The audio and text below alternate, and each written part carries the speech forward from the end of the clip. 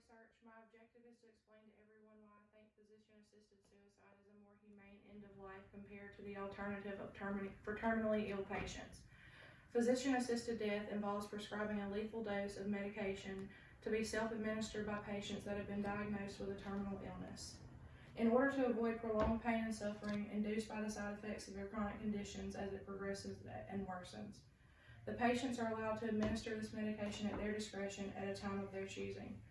Physician-assisted death may sound harsh to some people, however, I would like to enlighten everyone on what it actually entails and try to help people understand that with strict stipulations, it could be a more humane alternative for patients that are suffering from chronic pain and illness to defeat the inevitable.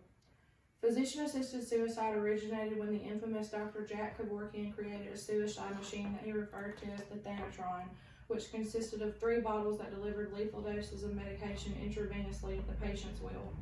Kevorkian became famous when the machine was used on Alzheimer's patient in 1990, when she reached out to him upon receival of her diagnosis of onset Alzheimer's at the age of 54. She chose to end her life at her own free will rather than let the disease deteriorate her mind in totality throughout the duration of her lifespan. Kevorkian was charged with murder and his medical license suspended, even though the patient administered the lethal dose herself. He made a bold decision regarding this incident because he was willing to stand up for what he believed in.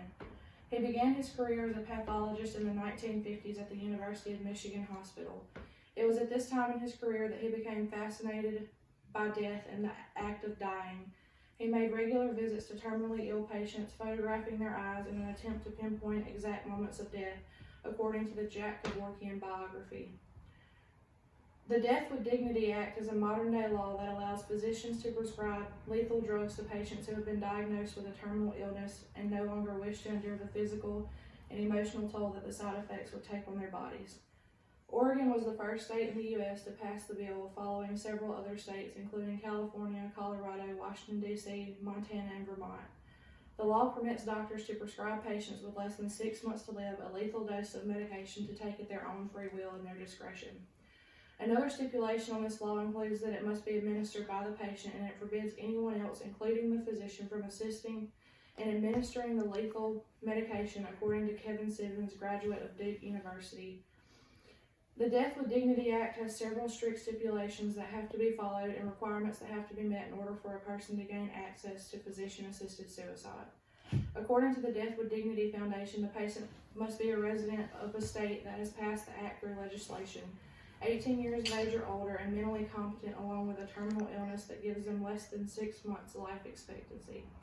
It also requires that 2 physicians agree that the patient meets all the criteria stated above. After the initial oral request is made and the patient is determined eligible for physician-assisted suicide, a period of 15 days must elapse and a written request must be submitted and witnessed by 2 individuals, including one of which is not related to the patient. Once these steps are completed, the physician must wait a period of 48 hours and the lethal medication can be prescribed to the patient to be self-administered, according to Death with Dignity, published in 2019.